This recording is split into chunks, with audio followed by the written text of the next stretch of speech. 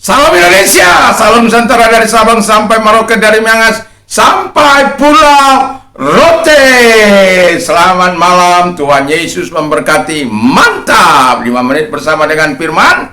Izinkan saya berdoa terlebih dahulu. Tuhan Yesus, berkati firman-Mu sehingga kami adalah orang-orang yang mengikut Tuhan dengan sungguh hati, dengan menyerahkan seluruh kehidupan ini sepenuhnya kepada Tuhan, dalam nama Yesus. Haleluya, amin. Puji nama Tuhan. Firman Allah saya ambil dalam Lukas 9 ayat 23. Demikian bunyi firman Allah. Katanya kepada mereka semua, setiap orang yang mau mengikut aku, ia harus menyangkal dirinya, memikul salibnya setiap hari dan mengikut aku. Jadi syarat mengikut Yesus.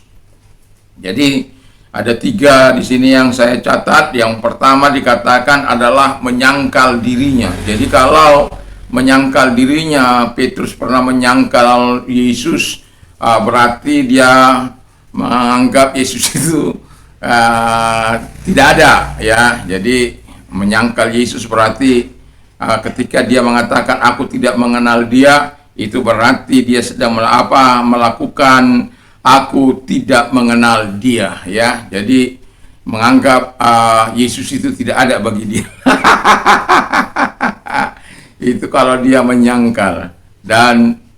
Tapi kalau dalam arti di sini, kalau kita menyangkal Yesus, berarti kita melupakan diri demi Yesus, demi melakukan kehendak Yesus. Kita melupakan seluruh keinginan-keinginan kita demi menyenangkan Tuhan yang kita layani. Itu sebabnya syarat untuk mengikut Tuhan ini bukan sesuatu yang mudah. Tetapi saya mau katakan kita harus melakukannya. Bahkan kalau kehilangan nyawa sekalipun. Banyak kali kita menghadapi masa-masa yang sulit. Tetapi Tuhan senantiasa menyatakan kalau bukan seizin Tuhan, kita masih akan terus dipelihara oleh Tuhan. Jadi tetap setia kepada Tuhan. Yang kedua dikatakan memikul salibnya. Saya berpantun yang kedua, aku pergi ke kunjungan, pergi mengunjungi sahabat karibku.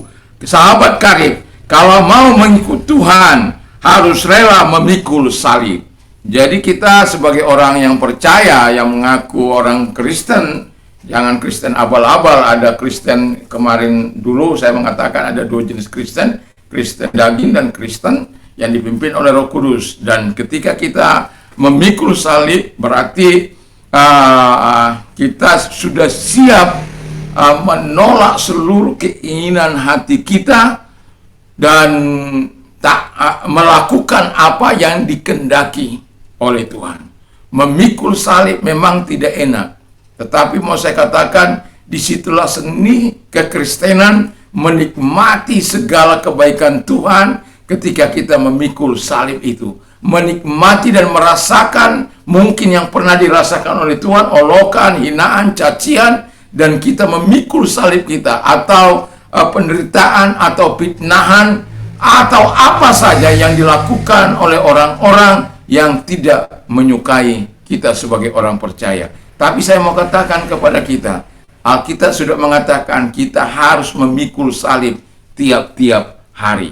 Lalu yang ketiga, mengikut aku, mengikut teladan Yesus, ya. Jadi kalau mengikut Yesus, kita harus rela meniru dia, mengikuti teladannya, taat kepada dia, dan harus rela menderita karena dia, dan itu kita akan mendapatkan surga. Satu kali seorang bertanya, memangnya cuma kalian yang masuk surga? Saya hanya katakan begini, bahwa satu kali akan ada pengadilan. Pengadilan itu dilakukan oleh Yesus Kristus.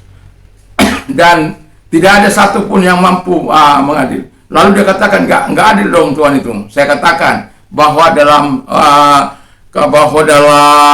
Wahyu 20 ayat yang ke-12 di sana dikatakan ketika pengadilan Kristus, ayat 11-nya dikatakan di tahta putih itu, maka dia akan membuka semua kitab-kitab. Dan bagi orang percaya yang namanya tertulis dalam dalam kitab kehidupan. Lalu mereka di luar orang percaya, mereka dihakimi, dituntut menurut kitab-kitab mereka, bukan menurut kitab Injil atau Alkitab ini, tapi menurut kitab-kitab mereka. Tapi saya mau katakan, tidak ada seorang pun yang mampu melakukan arahan dari seluruh kitab-kitab itu.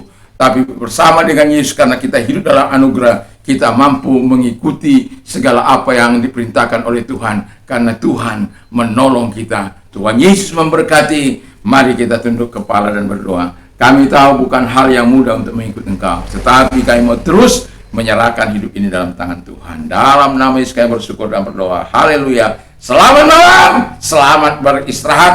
Mantap. Tuhan Yesus memberkati.